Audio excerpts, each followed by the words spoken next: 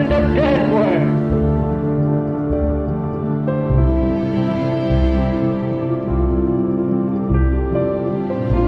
How do I know the Scriptures is to be believed? Because Jesus Christ has told me so.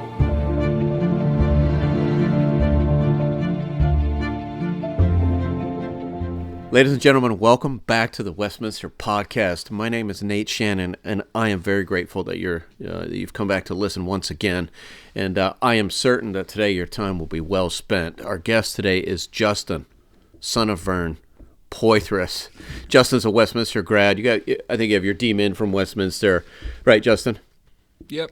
Yeah, yep. MDiv and D-Min, just couldn't get enough. Okay, just couldn't get enough until we finally said there is no more for you, all right, son. You gotta stop. You gotta stop. Go somewhere else. You don't have to go home, but you can't stay here.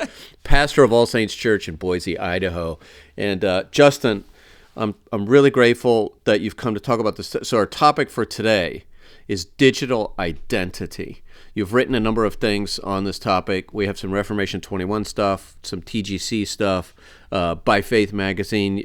You've reviewed John Fesco's book on the Holy Spirit, and very, I think, ably related that text and some good classical Reformed doctrine from Fesco to current issues on digital identity, digital anthropology, identity formation, sort of in the digital age, the age of social media, and so on. So I'm really excited about this topic. I'm grateful you accepted the invitation to come and share a little bit of your thinking on this topic. But my first request, brother, is that you could sort of land the plane on the topic. And I'm thinking of all 12 of our listeners. And and they come from all walks of life, and I say that because not everyone is sort of affected by the digital age in the same way, and I suppose that casts things in kind of a missional or missiological sort of coloring, sort of hue, in the sense that some people come to the digital life and the problems of digital identity from the outside. And I would put myself in that category in the sense that I didn't grow up, I don't have Facebook, never didn't grow up sort of digitally. But I know there are even people my age, but definitely younger people. We can't expect, we have to appreciate the fact that they come at the sort of supposed problems of the digital life from the inside. And so that everybody has kind of a different experience of these things. And I think particularly for us as theological educators, for you as a pastor, we have to be able to sort of look at this thing from different angles and be prepared to communicate with others and understand where they're coming from. So that may be a tall order, but I wonder if you could sort of position us in that sense. Like, tell us what we're going to talk about. What's digital identity? And let me put it simply. Help us appreciate the importance of reflecting on this issue. Yeah, I think, thanks, Nate, and just, really, really enjoyable to be here, and honestly just enjoyable. This is one of the things that's just fascinating for me to think about, right, as the topic of identity is very interesting to me, and how but how the digital world has altered and is reshaping how we think about and understand identity. And a lot of times these are reflexive, right? Meaning that people are not consciously understanding these things, but it's happening. And so let me kind of break down into very pragmatic terms. And I, it's interesting to me, because I'm in a similar boat as you are, kind of full disclosure. I'm just like, I don't know how apt of an expert I am to address the subject, because I basically unplugged from all social media about 7 years ago. And it's been fantastic. So I'm basically not on any of it. And there's a conscious, I try to be very conscious about just limiting, I'll say limiting digital exposure. That's not the same as screen time, but I'll say digital exposure just as far as like, just how much time you're consuming media through a screen. And I don't do that well. And I think as well, the other side of that, I'm going to get to kind of where the practical angle is. I think that this is starting to get there. I think that people in our world, I would say people in particularly these circles, right, likely listening to this podcast, and broader, right, broader Reformed Presbyterian-ish circles tend to have a very negative, averse attitude towards technology and the internet, and digital presence, and I think highly skeptical of it, and I could say maybe demeaning, bordering on Luddite sort of approach towards this. Technology is bad, and I think the problem is that there is some truth to that, right? But I think that we consume, such a heavy diet of the internet is bad, the internet is bad, the internet is bad, right? That there's not actually a lot of nuance there for the reality, of like how you approach, how do you engage in a constantly online world and not just feel guilty about it, right? Because I think that is okay. So I want to acknowledge, like, look, I'm not on social media, but like there has to be, and I think solid, thoughtful Christians acknowledge this. Like there has to be a way that Christians use social media and just kind of internet digital presence in a godly, good witnessing way. And one of the reasons this is so important as far as digital identity, right? And this is where I think the future-oriented perspective comes in, and I think where pastors, professors, ministers, whoever it is, needs to be aware of this coming reality. And you even see it in the shift to online versus in-person theological education, right? That's happened. That happened to Westminster wholesale right after COVID, right? I mean, COVID really ramped up some of this transition, but it's been coming for a long time. And what you see during let me just kind of compare it in my life. As the internet started to come out in my life, right? I'm coming up on 39, and so I was not digitally native. But for a long time, right, as social media platforms, Facebook, the most prominent one, etc., right, as they came into vogue, what happened is that you still formed your relationships in person. And then after you had made somebody's acquaintance in person, you reached out to them and connected with them online.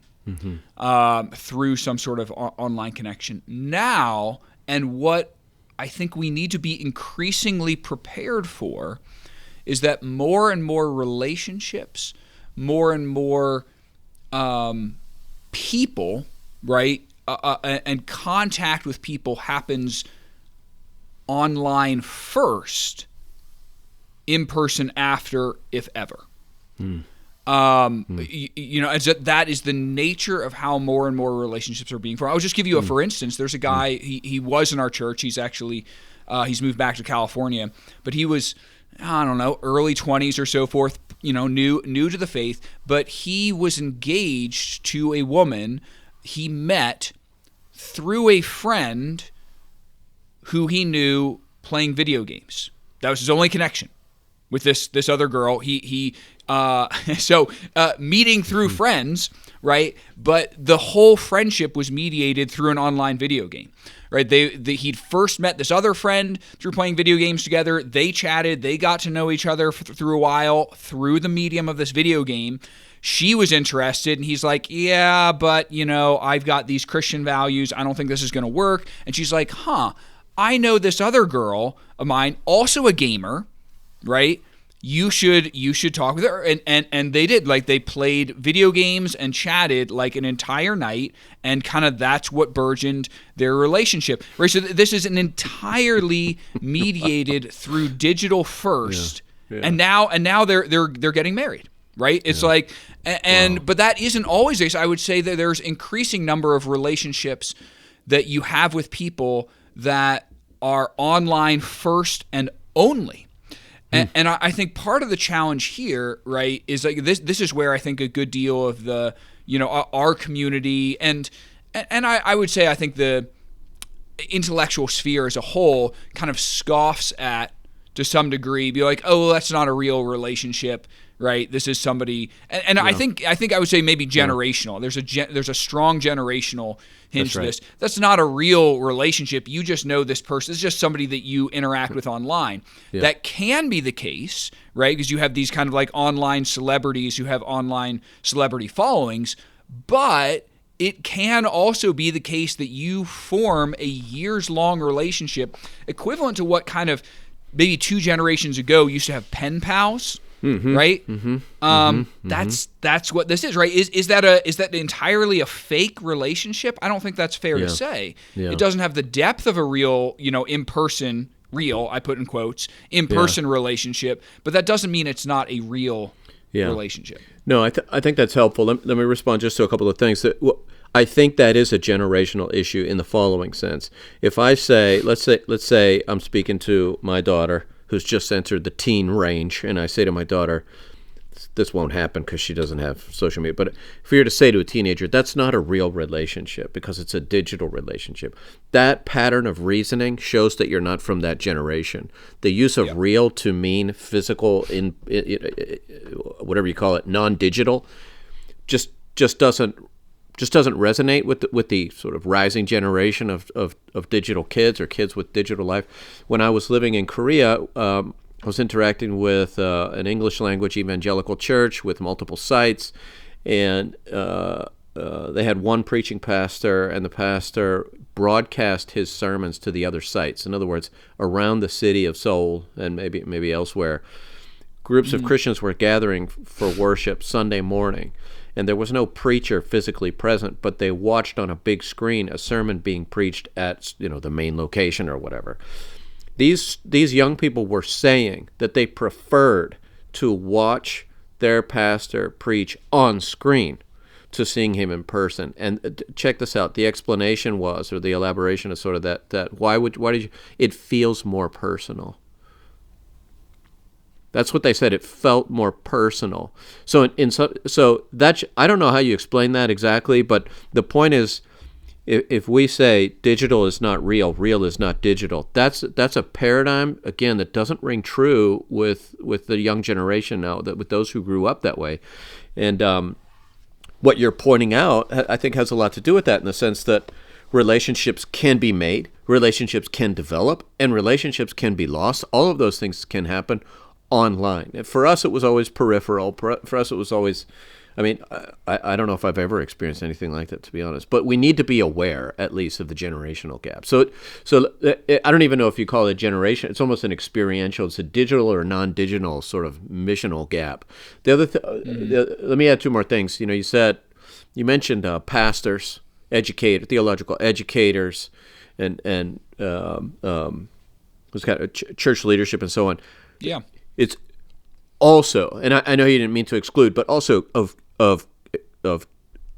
great deal of importance for parents and anyone who, if you're a covenant if you're a covenant type person, anyone in the church needs to understand the kind of digital world that these kids are living in order to be able to minister to them and to be able to sort of understand where they're coming from. So I think, I come at this from a sort of theological educator position. You come at it from your pastoral work in Idaho and that perspective. I got to think mothers, probably even more than mothers who are attending to their kids, have to be aware of what it's like to look at the world from digital out. The other thing I'll say is there is a kind of reactionary, you were highlighting, if I could use the word reactionary, perspective from within kind of Presbyterianism or conservative evangelicalism. And you said, and I agree, that there can be a kind of social media is just blanket condemnation of social media, even as broad as blanket condemnation of screen time. That happens. Yeah. I do want to sympathize a little bit, because what we experienced, and we experienced this, was a number of things, is the culture grabs hold of something and just goes sort of careening over the cliff and without ever thinking of touching the brakes. And so there's a sense in which we do need to stop and evaluate. And and in other words, like, should we go along with this? Do we need to reflect? Are there critical issues we need to be aware of? And the answer is yes. And how do we articulate those well? What's a wholesome biblical perspective? But then there is, as you're saying, the positive angle. In other words, we cannot, by plugging our ears and closing our eyes, we can't make the digital life go away. And I think what you're saying is it's not even necessarily wise to try. So what we need to do is to reflect and be constructive and positive and develop biblical wisdom with respect to these issues.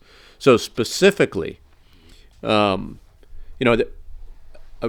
read the very helpful pieces that you have online about digital identity, and let me read a paragraph from one of your posts on this issue and ask you maybe to help us think about it this way. So you said, here's what you wrote: in a world of increasingly automated tasks, people are searching for a way to demonstrate value.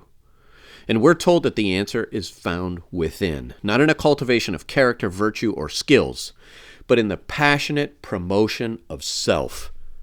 It hardly matters what you're doing. The question is, can you look good doing it? The Bible would lead us another way. So I think that's very helpful. It's very succinct, but I'd love if you could unpack a little bit, sort of how are you characterizing the lure or even the pressure of identity creation in the digital world? Yeah, I think, man, and this is such a big burgeoning issue. I think in what I'll call the virtual economy, which again, I think that like 10 years ago, I remember, hearing from my wife about like how many she's teaching elementary school, how many elementary school kids, like, what do you want to be when you grow up? Not an NFL player, right? It's a YouTuber. It's a video gamer, right? And it's just like this is what you're seeing. This is what they're immersed in. And there's degrees of that, right? There's degrees that parents filter that out or don't. But you talk about like what's shaping you, who are people's models and role models. I'm not saying athletes aren't still there, right? But how is this stuff mediated? It's through the technologies of virtual communication, right? It's through telecommunications, whatever that looks like, right? Some form of social media. Let me add a footnote. Even sports, though, exposure to sports is filtered through the way it appears on YouTube. So it used to be you had to watch a game. You had to watch a game on television. Now, I think, especially in particular younger people, the larger part of their consumption of sports content is highlight reels. Yep. That's a very different. Very different. You have a very different experience of sports, and just the same as I think it's comparable to the sort of soundbite political culture. Does everything that it can possibly do to reduce political discourse to the shallowest imaginable, tit for tat, back and forth, substanceless, and really reducing public discourse to sucker punching. And so I think it affects even the images of what we might think of as sort of more traditional career paths, perhaps. Yeah, and I think that's another angle, right? On like why is this so important for us to grasp and handle well? It's like the economic vocational sphere, right? Of where, and I'm not an economist or economist, as you can hear from how I just said that, but it's like the job world, right? The career sphere is fundamentally shifting, has been, and that's only going to increase as far as the opportunities for you to pave your own way, right? I mentioned the kind of the YouTuber example because it's like, I think we can dismiss that and be like, oh yeah, but that's not actually going to happen. And sure, the competition is very, very stiff, but the opportunity, okay, of being a digital made celebrity, or if not a celebrity, right, just earning a living, earning a living through creating your own brand, communication, entertainment, whatever, right, of that sort, where there's like some product that you're offering. But I'm not talking here about like the person, marketing on Etsy, right? That's another field. I'm talking about the person who just basically makes a living through talking, creating videos, right? It's just like promoting something, right? And they get ad revenue, something along those lines, right? That is growing and growing and growing. And the number of people built into that ecosystem, right, is growing, who at least this is how I can make a living, is doing this, right? And I think the difference here, right, is it used to be, okay, well, the accessibility to celebrity status, right? Like, I'm going to be a rock star, I'm going to be a movie star, I'm going to be an athlete, right? Okay, ridiculous. Nobody is actually going to do those things, right? Except like a percentage of a percentage of a percentage. Well, this comes as a big disappointment to me, Justin. I mean, I have all the physique I'm and sorry determination. to burst the man. I know there's a lot of people who's listening. There's just dreams are shattered. Smash it, yeah.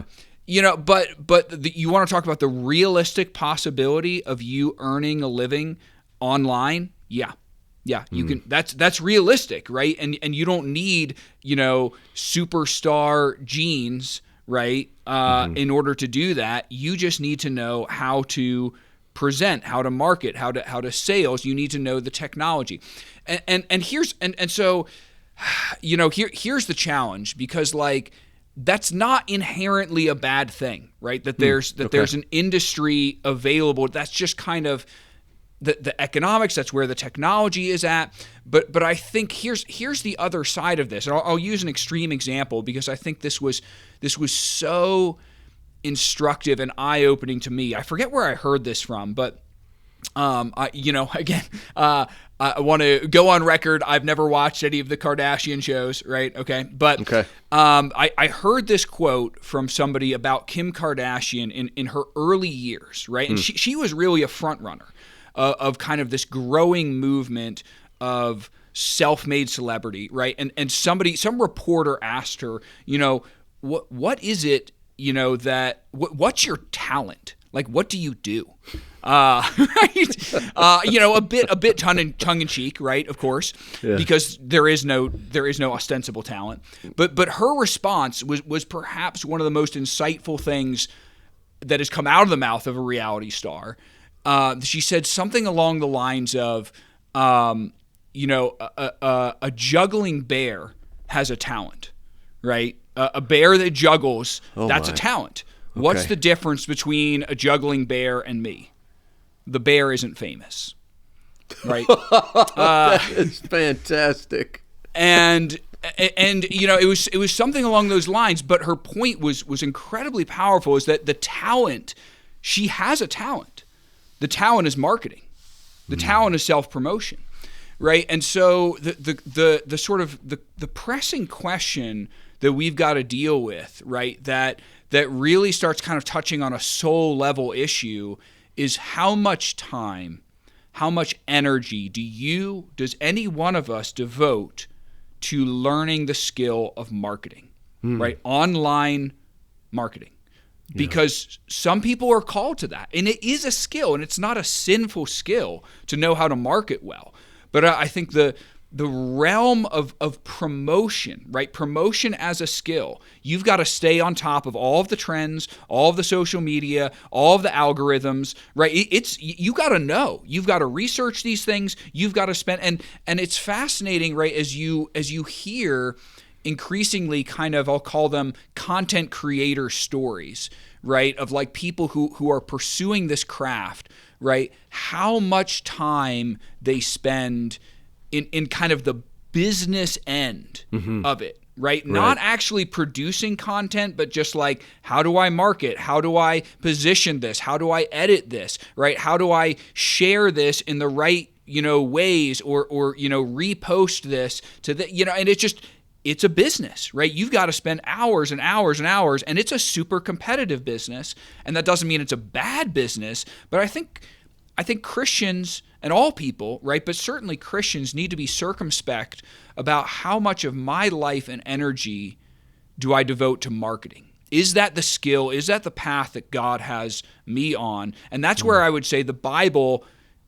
points us in a different direction, right? It doesn't say, hey, developing a skill, you can learn the craft of marketing, and maybe that's your calling.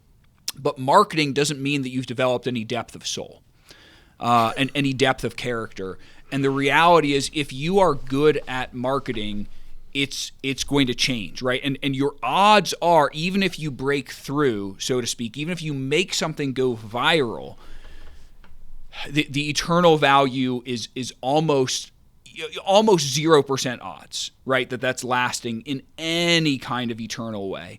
Versus what I see, right, still, right, is substance, right? Let me put it this way. Gold is still gold, right? Gold lasts. There's a reason why people are just buying up gold right now, because gold has intrinsic value that is lasting, that people have recognized and sought after for thousands of years, right? How that gets presented, that changes, and right now in a digital age, that changes almost hour to hour. But so I think the encouragement from the Bible is to pursue wisdom, right? Pursue knowledge of the Lord, pursue relationship with Jesus, pursue understanding, being shaped by His Word, and let the chips fall, right? Because the other things come and go. Really striking, and I'm thinking of the way you described the sort of the production end or the business side of what would you call it, sort of the content producer life, content creator life, or the social media influencer. I think what's particularly interesting is, of course, we don't see that, and what the product, as you're saying, the product is a person, but the person is a product, not a person. Yep. And so I think that's product. You are a product. You as you talk about in some of your writings on this, you are the brand. So I think we can reflect on this both from the side of the content consumer, and from the side of the content producer. What was it called? Content creator. So, consuming this content, I think has its own allure, and can.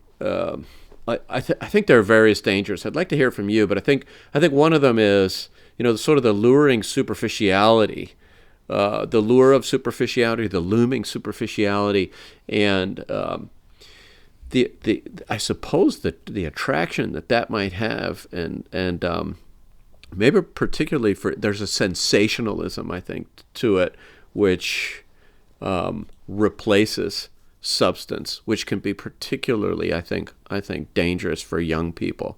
But then on the side of the producer, of the content creator, there is definitely some danger. Let me say it this way: I think there's danger to, as you say it, where does the product end and the person begin? You asked that question, and I think the idea of marketing yourself as a product makes it very difficult, particularly for young people in the stage of their life where the sort of formation of the sense of self is a really live issue, and they're living their lives sort of spending a lot of time digitally and so on, and they're invited to produce and market themselves as a product. That can be very dangerously sort of confusion inducing. How do we? Yeah. On the other hand, let me add this though. On the other hand, I think there is some, and you can tell me if you agree or disagree. I think there's an instinct. There's something buried in there in the confusion that I think we can sympathize with. And you mentioned this in some of the pieces that you wrote, that searching for a newer, better version of yourself is not entirely unintelligible from a Christian perspective. Right? I mean, let's think of it in practical terms. You said you ask an elementary school kid, "What do you want to be when you grow up?" And amazingly, they still do that. They still ask kids to sometimes they have an odd way of calculating, but you list your talents or your likes or something. And my son came home very alarmed because some survey had said that he should be a sociologist, and he didn't know what the word meant, so he was sort of a low-grade panic. But I can tell you what, he's not going to be a sociologist. But so that's not bad, to encourage kids to sort of to think in those terms and to put it in transferable language, to sort of imagine the person that you want to be in order to pursue that. That's not ungodly. Right. So it's kind of a mixture of things. On the one hand, we don't want to say throw it all out. If it plugs into the wall, it's evil, throw it away. If it has a screen, it's evil. We don't want to go that far. On the other hand, we do want to, within the household of God, cultivate our kids well and prepare them to deal with those things. And we have to be missional in our understanding that that's the environment that they're growing up in and that we live in today. But we also want to think sort of evangelistic. We also want to think missionally about the culture and about the maybe non-Christian families or our neighbors. What are they thinking? So maybe in terms of those two angles, let me ask it this way: can we sympathize at all? And when we once we sympathize, how can we warn? How can we sort of set up safe guardrails for the digital life? Mm-hmm. Yeah, I think that's a really good question. I think that, and again, it's something that's not. I think you said it well, right? I think part of my heart here is I don't want to oversimplify the issue, mm-hmm. right? And just be like, as you said, right? If it plugs into the wall, throw it out. If it's got a screen, get rid of it. I think that can be our instinct, right? When we start thinking like, oh my goodness, right? And the same thing's coming with AI, right? And how AI is kind of adding another layer on top of the false identity formation. But we won't even get into that right now, right? But there's overlap. I think here, let's go to the Bible, right? And let me try to give the answer on the front end of this. I think that, we can chafe against, right? And I actually, I wrote an article, I think for my blog, something along the lines of "You are not a brand," right? And I'm toying with writing, whether it's my blog or somewhere else, similar article. You are a brand, right? Because there's a way in which the Bible says you are ambassadors of Christ, God making His appeal through you. Okay. Right. Go. And yeah. You are. But what are you a brand of? It's not you. It's Jesus. Mm-hmm. Right. I think that makes all the difference in the world. Right. You understand, what is the brand that I'm wearing? What is the brand that I'm representing? What is the brand that I'm trying to promote? It's Jesus. It is the name of Jesus. And every person at every time wants to elevate that brand, right? The name and the salvation of Jesus as high as he or she possibly can. And that is what you are called to, right? It's not even like an acceptable option. That is your calling and command. You are an ambassador, right? And so understanding as you live your life, right, you are representing Jesus. And so I think that the issue that we're facing, it's not totally foreign territory, right? Yeah. It's just that everyone, to an increased degree, and there's still lots of layers to this, but everyone to an increased degree lives a life of increased publicity.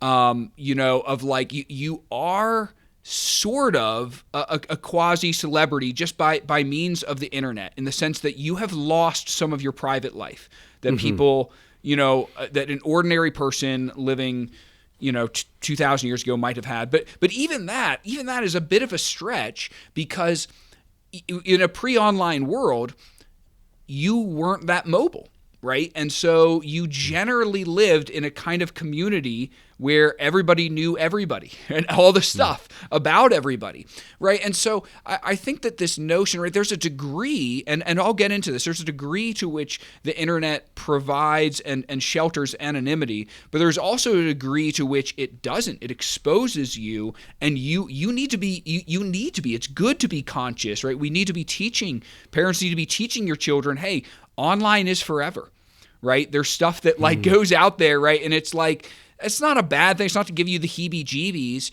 right? But just like, it's the world that we live in, right? It's like everybody has a more public persona all of the time.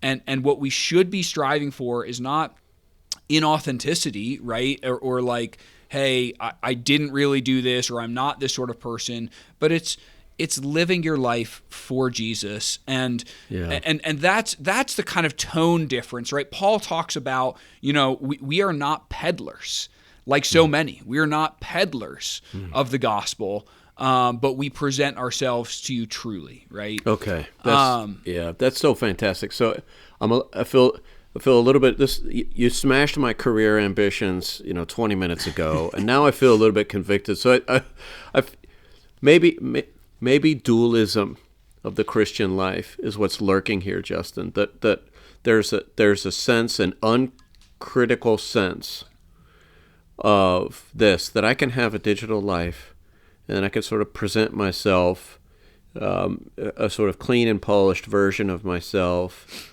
according to the kind of that I can sort of reproduce the patterns of the online celebrity and the online expectations in a minor key or on a minor scale. I'm not an online celebrity. I'm not pursuing a career, but I can post well-doctored photos of myself.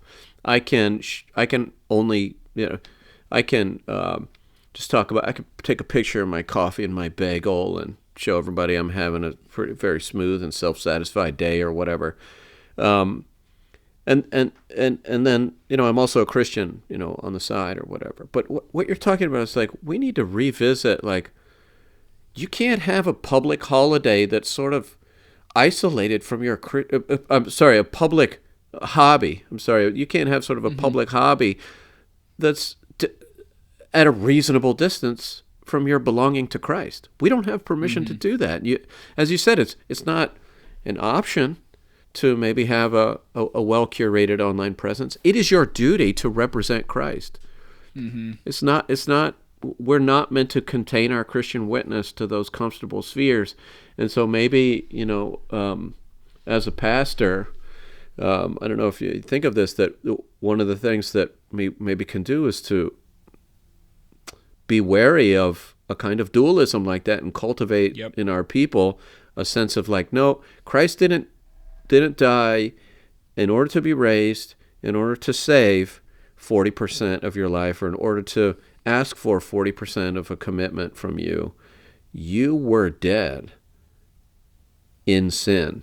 And while you were dead in sin, he died for you. And if you've been baptized with him and into his death, you've been raised with him to new life. How can you continue to? There's nothing left. And everything that you hold on to, everything that you try to retain will be to your shame and your own disappointment. So that it ties into the disillusionment that you point. Here's a statement you make on that point. You wrote the following: the internet's power to conceal, in the sense that the inverse, I get to create my own self and I can hide the things that I don't want to reveal. So that's the marketing angle. The internet's power to conceal comes with a flip side, writes Justin Poythress. Its power to reveal. In the virtual world, people will find it as difficult to have a double life online, just as they do in real life. So that kind of double life is just as unsustainable on the internet as it is in real life. I think that's what you're saying. So I think it's that there's a pastoral summons here. There's a preachy conclusion to this, Justin. In other words, right? In other words, it's like faithfulness to the Lord doesn't limit itself to certain sort of sectors of your life. And one of your treatments of this, you have this bold subtitle in like 18-point font. It says that God sees everything, or something like Yeah. Yeah, you're always living your life before God, and I think the illustration that comes to mind of like, it is. I think it's very tempting to believe. I mean, the old school version of this used to be, I'll be one person in church on Sunday and then another person in my work Monday through Saturday. Right now, that's just online. Right, I'll be in one person with my church community, maybe online, and I'll be another person in this other online community, right? And the ability, it's even more tempting, right? Because of the reduction of physical space and the deception of, I can online craft this. But the story that comes to mind is, I remember listening to, I think this was maybe in the Rise and Fall of Mars Hill podcast, and Driscoll, in the early days of the internet, he went online under this like pseudonym, right? That like he was like a real rabble rouser, and he was like saying all kinds of like terrible, mean, crude, derogatory things online to other people, stirring up the pot, right? And then it came out, oh, that was Driscoll, right? And he apologized. He's like, I was just trying to like do this online thing or whatever. It's just like, oh, it turns out like that's actually who you are. Right? It's like, how you present when you act online, right? And this is part of what I'm getting at, right? Don't buy into this deception of, oh, this is only online, right? So this isn't really me, and I can interact in one way online, and then I'm somehow safe in my real person from who this really is. And I think the two dangers, there's two pastorally I wanted to talk about, because like, okay, let's say you're living online, right, which Gen Z is doing, right? Increasingly, like the number of hours online versus the number of hours not, it's generally not even close. Waking hours. Wow. So Gen Z, you're living online. How do you do this well, right? As far as how you're interacting, how you're forming relationships, and I think there's two sides to this that you need to be aware of, right? That press you to, I need accountable relationships of people that I trust. And perhaps I wouldn't rule out the fact that you can form those relationships online, right? It's possible, but you need to be intentional about like, I am going to be real and known and allow develop this accountability structure, because what happens otherwise is one or two directions is going to happen, right? Either you get pulled by trying to, sycophant, right, suck up to whatever it is, right, what the audience wants, right, what the Facebook sphere, Instagram, what that world, X sphere wants of you and responds, and the algorithm, how that feedback loop goes. Oh, people like this, I'll give them more of this. That's gonna be bad. That's gonna go to probably a pretty base level, right? Everybody's seen that. The other side of this, though, and is similar difficulty. And so you lose yourself, right? You lose your real self, right? Or I shouldn't say that, but your real self is transformed in a bad way to appeal to other people rather than being shaped by Jesus and his word and people that you trust, right? And you want to give that. The other way that this happens is that you also have a temptation to just cut out anyone who disagrees with you, because it's so much easier online than in person.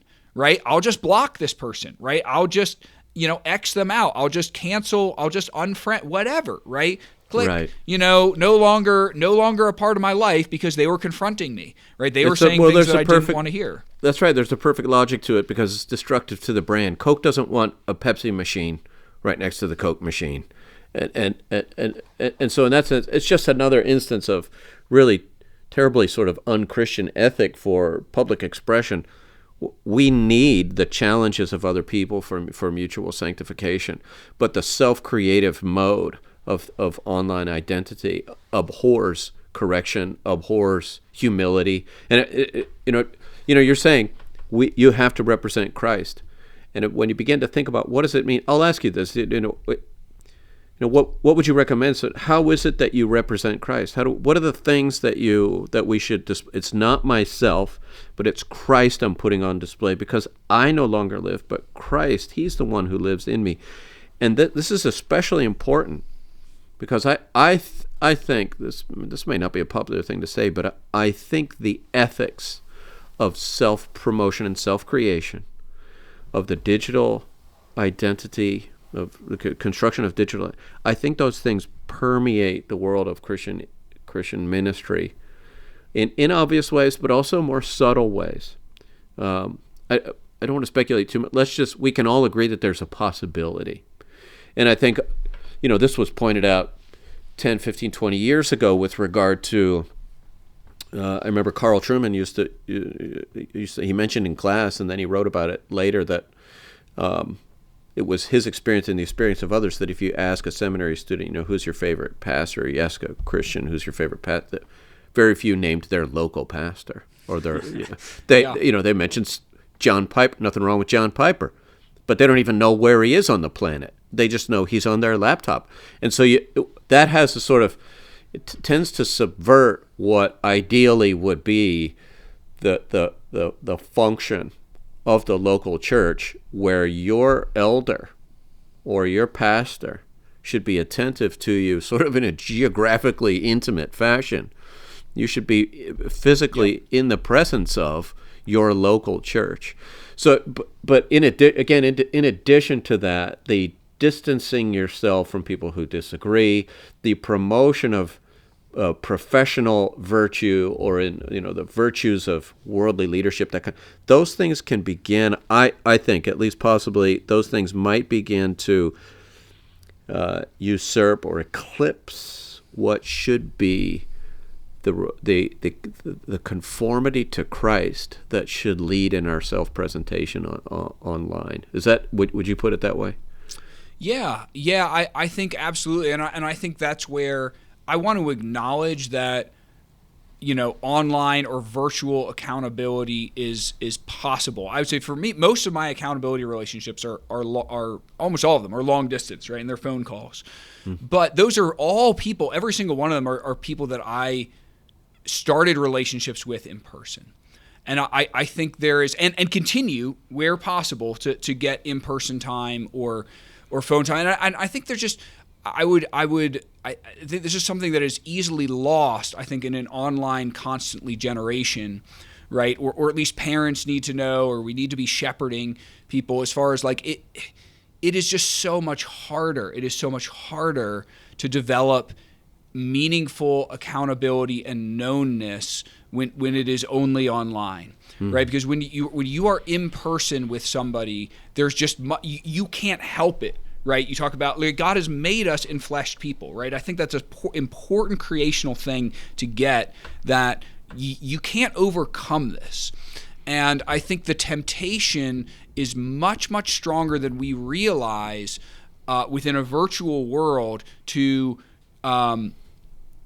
tag into somebody when I want this and separate when I don't want this. So I'll give you an example. This is actually literally word for word. So this this just came out, and this app is fairly new. I think it's called Love in Deep Space or something like that. This is an app in China, 80 million users, geared towards women, that you find your relationship through a virtual avatar, right? An AI simulated boyfriend. Enormously popular. And one person, they were highlighting one person who quoted it as saying, it was something along the lines of, she said, yeah, I would still be open to a real relationship, but I'm getting very comfortable with this rhythm of like, this guy, he's here when I want him, and when I need that, and when I don't, I just close the screen. I just close the laptop and it's gone. Right? And it's like, yeah, right, and you just, but it's the loss, right? I think what we fail to see, it's the loss of like, who is speaking into your life to grow you, right? How do you possibly grow without somebody challenging you from the outside, right? The Word of God has got to challenge you, and other Christians formed by the Word have got to be able to both affirm, right, see real things in you and challenge you. Otherwise, you're just locked into your own world, and you're never going to grow as a human being.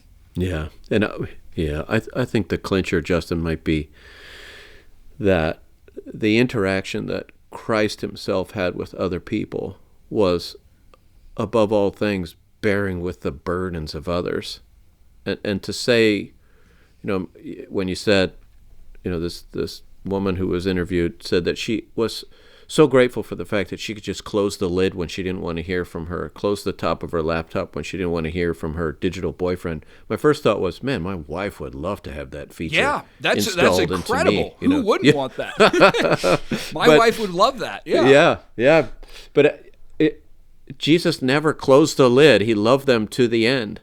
And the only reason, I mean, you can't extract from the work of our mediator his bearing the burdens of others. The first thing that John says about him is that he came to his own, and they had no interest in him. They didn't recognize him. They didn't care. They weren't grateful. They weren't excited to have him around. They didn't recognize him at all or ever appreciate. And that's what's, I think, packed into Paul's statement, that while you were still sinners, no one even had the sense to ask. And I think that is Christian grace. And I think if we can appreciate somewhat the dynamics of identity creation and say, maybe I have some sympathy for this or that, at the end of the day, I think the danger with social media is that it is profoundly, almost existentially self-centered. Everything is built around tapping into what you instinctively prefer, despite yourself, despite your better judgment. And this is just Christian. I mean, it sounds Van Tillian. The voice of the Lord has to come from outside and speak with authority into your life. That's what you're saying. You have to be conditioned, corrected. You have to be educated. You have to be guided, not by your own understanding, certainly not by the uncritical instincts of a finite and corrupted heart, but by the perfect word of the Christ of the Scriptures, who speaks from without, who dwells within in order to convict us of our sin and of the authority of the word, and so on. So there are some pretty significant issues with the design of the digital world when put up sort of next to, when compared to identity formation within the Church of God. So within the flock of the Good Shepherd. Let me ask it this way. Sort of moving toward a conclusion, I wonder if you can reflect concretely, brother, on how if I open my laptop, Justin, and I'm going to engage people online, or I'm going to post something, a picture, or some reflections on my day or my vacation or whatever, how should I think about that as a Christian? How should I think? How would you guide me in that online activity to think about it and have or have not that digital life, and what should be my priorities?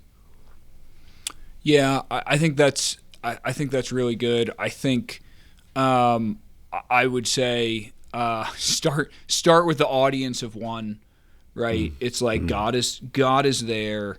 God cares. Who is this for? This needs to be for the Lord. This needs to be because I love the Lord. I want to grow closer with him. I want other people to grow closer to him. And then I might add to that practically, right? And this is a little hack in kind of writing as well. Is that if you think about one person, right? Just you have in mind you're one person that I really care for, want to reach in a healthy way, right? This one person, and build them up. What would that sound like? Rather than I want to kind of cast this wide net and see how many people will buy into the product. And then the other thing I would say to that, I think particularly for younger people, right? It's like, understand that you can't really understand all of the benefits that come from living in a non-online mediated space, in a real physical space. What you can understand, what you're immediately presented by, are the negatives. This person is boring. This person is a drain. This person is rubbing me the wrong way. They're irritating me. They have opinions that I don't like. All of that will be right up front. What you don't see until you kind of engage in a more long-term sense is, oh, okay, there's actually a lot of benefits to the depth here, to who I am, to really knowing someone and being known, and a connection with the Lord and how God sees people too. That's fantastic stuff.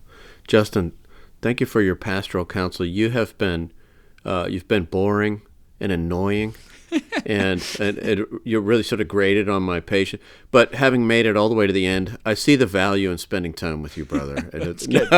No, I appreciate it. I really Take do. some time. It takes trust me, man. 20 years in, my wife's still looking for, whether it's all been worth it or. Yeah, is there a refund option? Yeah, that's right. So, in the spirit of self-promotion, I encourage the listener to, or not self-promotion, but promotion of man. I encourage the listener to Google Justin Poythress and identity or digital identity. Not because Justin's going to make any money off it or anything like that, but I as you can tell from this conversation, Justin's thought in a sensitive and careful manner about these issues, and about applying biblical wisdom and really pursuing Christ-likeness in the digital sphere as in anywhere else. So I benefited from reading what you've written on those topics, and so I'd encourage others as well. Justin, thank you, brother. Thanks for joining us. I look forward to next time. Thank you, man. It's a pleasure. This is the Westminster Podcast. This has been a podcast of Westminster Media. Westminster Media is a ministry of Westminster Theological Seminary. If you would like to join us in our mission to train specialists in the Bible to proclaim the whole counsel of God for Christ and His global church, please visit www.wts.edu/donate. This podcast was hosted by Nate Shannon and edited by Brandon McLean Smith.